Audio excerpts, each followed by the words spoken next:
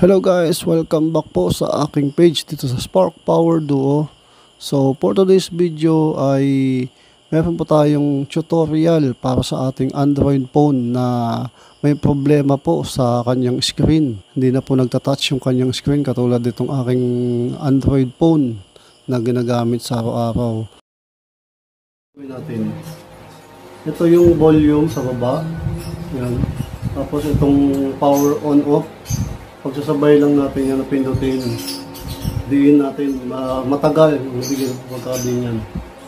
Dapat ano siya, long press hanggang sa ano siya. Sa tingnan natin mga idol. Oh. Yun na.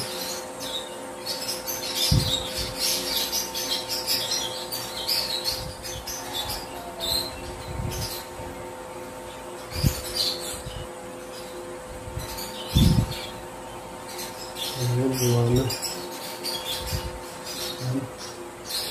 Gumana na siya.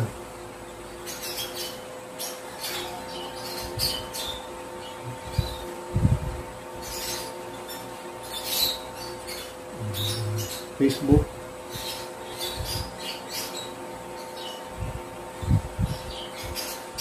Ayan, mga idol. Magana na siya. Ayos.